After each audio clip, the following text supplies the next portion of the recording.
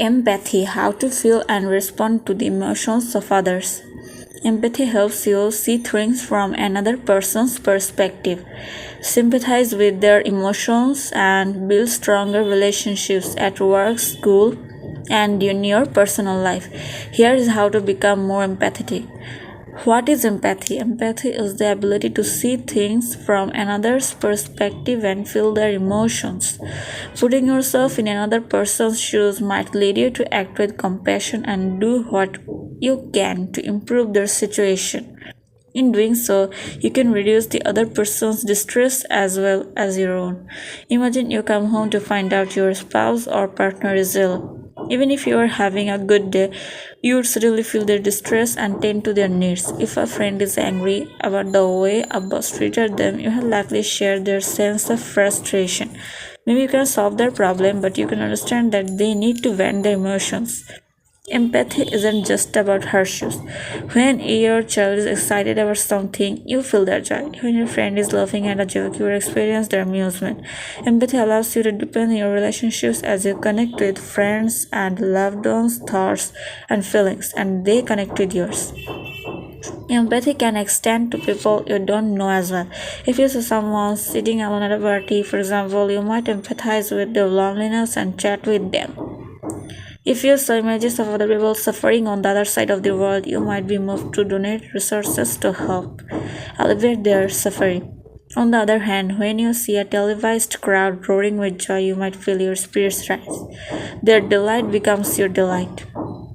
Empathy versus sympathy. While the two words are often used interchangeably, there is a difference between sympathy and empathy. Unlike empathy, sympathy doesn't involve sharing what someone else feels. When you are sympathetic, you care about the person's problem or misfortune and feel sorry for their suffering, but you don't fully feel their pain. When a friend experiences a bereavement, for example, if you're sympathetic, you understand why they feel sad and are grieving and feel sorry for their loss. If you're empathetic, though, you can also feel the grief they are going through. Sympathy is more a feeling of pity for the person, while empathy is more a feeling of compassion for them. The different components of empathy. Researchers tend to recognize at least two components of empathy: affective and cognitive. Affective or emotional empathy is the ability to feel what others are feeling. If your spouse is stressed and sad, you might mirror those emotions. If a friend is jovial and upbeat, you might find yourself grinning as their happiness seems contagious. Cognitive empathy is the ability to recognize and understand another person's mental state. It gives you insight into the other person's perspective and emotions. If you recognize that your spouse is angry, you can predict that your joke isn't going to land well. If you can tell that your friend is feeling helpless, you won't be surprised by their sudden outburst. These two components of empathy require different neural networks in your brain. So it's impossible to have high cognitive empathy but low emotional empathy, and vice versa. Empathy differences between sexes. Research shows that women are more likely to report feeling sad when they hear about the suffering of others. This matches the results of a recent functional magnetic resonance imaging study, which showed that female brains appear more receptive to feeling other people's pain. However, the study showed no differences between the sexes in cognitive empathy. Why is empathy so important? Empathy has an important role to play in your life. First, it can strengthen your bonds with the people you interact with. As you try to understand others, you may also make them feel heard and understood. They're then more likely to take the time to empathize with you as well.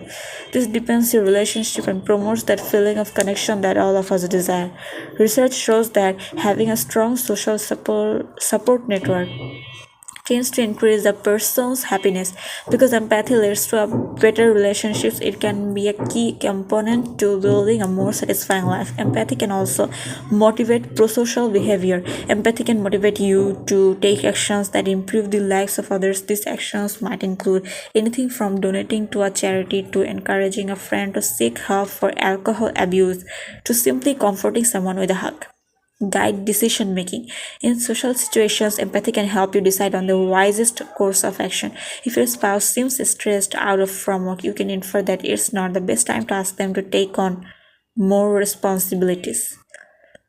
Reduce burnout. The results of one study suggest that empathy might be useful in reducing burnout. This is because empathy allows for more effective communication and collaboration even in difficult work environments. Help diffuse conflict. If you are in a bitter argument with your coworker, for example, empathizing with them can prevent you from being overly critical or needlessly cruel. Once you have a better understanding of someone else's perspective, it's easier to move on to proposing a compromise. Since you or a loved one lack empathy. Empathy isn't something that you either have or don't have. Some people have a high degree of empathy while others have lower empathy. If your empathetic abilities are on the lower end of the spectrum, you might feel indifferent to other people's pain. For example, if a friend's house is burglarized, you might see or think, well, that wouldn't have happened if you were more careful. Or maybe you look down on family members who are dealing with financial hardship and chalk it up to their failure to work hard. You might even hold the misguided belief that bad things like that would never happen to you. Low empathy can also lead you to believe that the people around you are too sensitive. You might constantly be surprised that your friends are offended by your jokes. Maybe you don't understand how your words and actions wound your loved ones. This can lead to all sorts of arguments and misunderstandings. If you have low empathy, you might have a lack of patience when dealing with people who are in distress. Perhaps your go-to piece of advice for other people is just get over it. Despite this, you tend to hold grudges and don't forgive people for mistakes. You never seem to have the time or bandwidth to listen to other people's perspectives or reflect on their emotional states. Recognizing a lack of empathy in others. If a loved one is lacking in empathy, you're likely to have some turbulent interactions. They might be impatient and overly critical, leading you to feel as if you are walking on eggshells. You might notice that they're constantly dismissing your problems or turning out when you talk about your feelings. You might feel unheard or start to question if you really are being too sensitive. Realize that their lack of empathy is an issue only they can correct. Causes of lack of empathy. In some circumstances, it's natural to feel low empathy. You might have a hard time empathizing with someone who bullied you or mistreated your loved ones. This could just be a situational lack of empathy and not reflective of how well you empathize with people in general. Certain experiences might decrease your empathy. For example, some research indicates that empathy can decline as medical students go through training. This might be due to burnout, as many students struggle with stressful workloads and increased responsibilities. Many students might also use emotional detachment to protect themselves from psychological distress while on the job or to maintain professionalism when dealing with patients. However, it's by no means set in stone that experiences will have this effect. Other studies show that empathy levels in medical students either increase or remain unchanged. Several mental health conditions, developmental disorders, and personality disorders might involve low empathy. Borderline personality disorder (BPD) involves intense insecurity, extreme emotional swings, and an unstable self-image. People with BPD may have a normal level of cognitive empathy but difficulty with emotional empathy. Narcissistic personality disorder (NPD). Narcissists often exhibit a pattern of extreme self-centeredness and arrogance, as well as a high need for admiration. Some research shows that people with NPD may have low empathy, perhaps specifically emotional empathy. It's also possible that they have a degree of empathy but little motivation to act on those feelings. Machiavellianism. This is a personality trait that involves a tendency to be manipulative and disregard morality.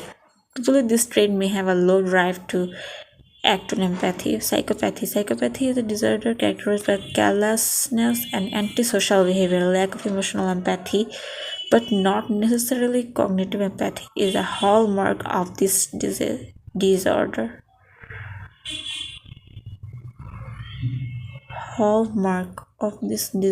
Psychopathy. Empathy isn't a fixed trait. Think of it as a muscle that can be developed with exercise. Developing your listening skills, paying attention to body language, and increasing your emotional intelligence can heighten your ability to empathize with others. Embracing your own vulnerability and exploring new perspectives can also help.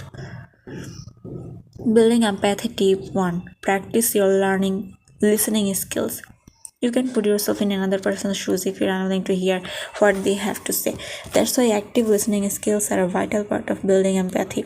You'll need to go beyond just pretending to listen. Aim to listen so intently that you gain an understanding of the person's situation, views, and emotions. Identify and remove barriers to listening.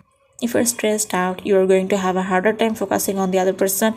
Consider addressing the stressor, whether it's a looming deadline or a toothache, before continuing the conversation. Multitasking is another common barrier to active listening.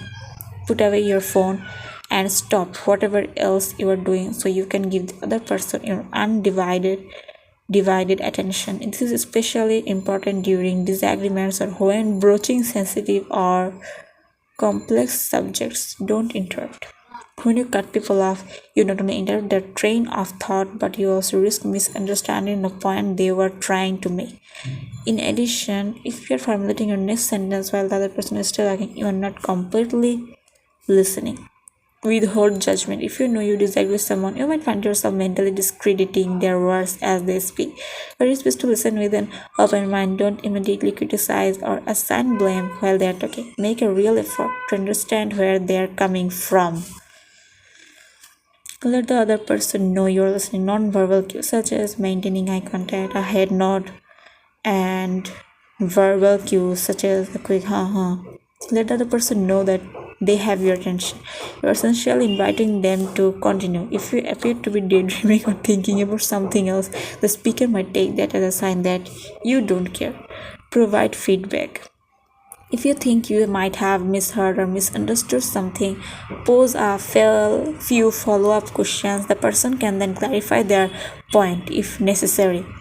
To learn to read body language. Listening isn't just about receiving verbal messages. People also convey information about their emotional state through non-verbal body cues. The ability to read body language is useful in all sorts of social situations. Perhaps you have a friend who frequently says, "I'm doing okay," but you can tell by their sullen expression that something is wrong. Or maybe you can gauge their interest in you based on their level of eye contact. People often convey messages through facial expression. Frowns, grins, hesitant smiles, and other facial expressions can convey mood. Eye contact. A person's eyes might be aimed at whatever they're focused on. Wide eyes can convey excitement. Dropping lids might imply that the person is tired or calm. A voice. A person's vocal tone can tell if they are joking or being serious. The speed at which they talk can convey confidence or nervousness. Posture stiff, tense. Posture stiff, tense shoulders might indicate apprehension. Relaxed shoulders and a slouching posture might be a sign that the person is at ease or bored. Gestures. Lack of hand gestures may indicate shyness or discomfort. Someone who's feeling relaxed and friendly might use their hands more. The speed and intensity of the gestures can also convey aggression or excitement. Reading body language can be tricky. Not everyone uses the exact same non-verbal cues, and certain cues can mean multiple things. For example, is a person tapping their finger on the table because they're feeling impatient or because they're enjoying the song playing in the background? It is hard to consider when trying to understand someone's body language. Look for consistency. Non-verbal cues should match what the other person is saying. If your person says they're anxious, they're fidgeting or furrowed brow might reinforce this message. In situations where body language doesn't match what's being said, you might need to make more of an effort to understand how the other person is feeling. Don't read too much into individual cues. If you focus too much on any one cue, you are likely to misunderstand the other person. Furthermore, just because the person is looking away from you doesn't mean they're disinterested. They might simply be gathering their thoughts. When reading body language, look at multiple cues to gain a more complete understanding. Being aware of your own body language. Remember that your non-verbal cues are also conveying messages to people around you. If you're sitting with your arms crossed and looking away from the other person, they might take that as a sign that you don't want to talk. If you want to encourage the person to engage with you, use positive cues such as a gentle smile, and relaxed eye contact to a project warmth. Learning ways to manage stress can help you avoid unconscious negative cues such as frowning and holding a rigid posture. Tip 3, embrace your vulnerability. Being empathetic requires you to make yourself vulnerable. When you hide behind an air of indifference, you make it harder for other people to trust or understand you. You also hold yourself back from feeling and understanding the full range of other people's emotions. Here are some tips on opening up. Reframe how you think of vulnerability. Maybe you've been taught that it's a sign of weakness. Opening up to others, trusting them to listen and accept you and your flaws requires courage. Speak up, tell your loved ones how you are truly feeling. This requires you to reflect on your own emotional state as well as practice being open with others. Be prepared to accept and communicate intense emotions, including shame, jealousy, and grief. The more you talk about emotions, the more comfortable you will become. You also notice that other people will be more willing to open up to you in return. Say what you need. Make a habit of vocalizing your needs. Do you need someone to vent to? Or maybe you need physical help with something. Talking about your needs is healthier than suffering in silence.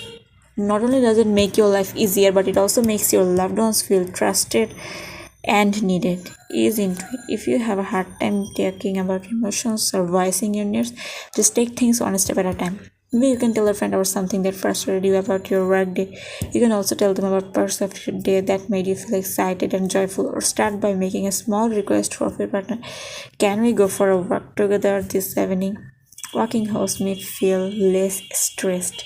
Don't dwell too much on your reputation or perfection. If you're overly focused on how other people receive you, you might hesitate to be forthcoming. Maybe you feel you need to put up a facade to appear strong and unbothered. Try to let go of that idea. Being honest will draw you closer to the people who matter. Tip 4. Improve emotional intelligence. Emotional intelligence, sometimes called emotional quotient or EQ, is your ability to identify emotions and use them in ways that improve your life. For example, someone with high EQ knows how to relieve their own stress as well as de-escalate heated arguments. EQ also enhances your ability to empathize with others since it involves recognizing and understanding their emotions. Emotional intelligence is often defined by 4 attributes: self-management, self-awareness, social awareness, and relationship management. Here are tips for building on each one. Oh my god. Improve self-management by learning ways to cope with stress. Stress can make it difficult for you to be present, impairing your ability to assess emotions and social situations. So learning a few stress relieving strategies is an important step in enhancing your EQ. Practice relaxation techniques such as deep breathing to help you stay calm in the moment. Other practices including exercise, deep meditation, are actions you can take each day to lower your overall stress. Heighten self-awareness with mindfulness practices. Mindfulness involves focusing on the present moment but withholding judgment. You can use this to connect with and accept whatever emotions you are currently feeling. Are you sad? Are you anxious? Rather than label these emotions as bad or negative, foster curiosity about them. What caused them? What do they physically feel like? Are they affecting your interactions with others?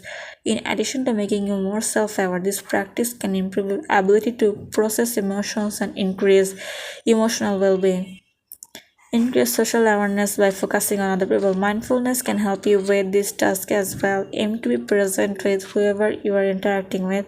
What's their body language like? Is there a topic they keep circling back to? Connect this social awareness to your self-awareness. Is the person saying or doing anything that is stealing your emotions? Maybe their body language is putting you at ease, or maybe they are saying something that makes you anxious. Use conflict resolution skills to manage relationships. Even when you're interacting with your best friend or closest family member, disagreements are bound to arise.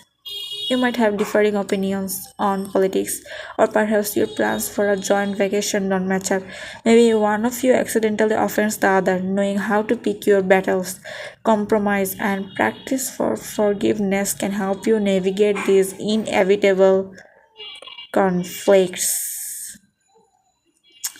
We are coming to an end. Tip 5. Explore new perspectives. People are more likely to feel empathy toward people who are similar to them. You might feel more inclined to empathize with and help someone who looks like you, behaves like you, shares your goals, or experiences similar hardships. Unfortunately, this can lead to empathy biases when it comes to differences in factors like race, religion, or culture. Here are a few ways to actively expose yourself to new perspectives.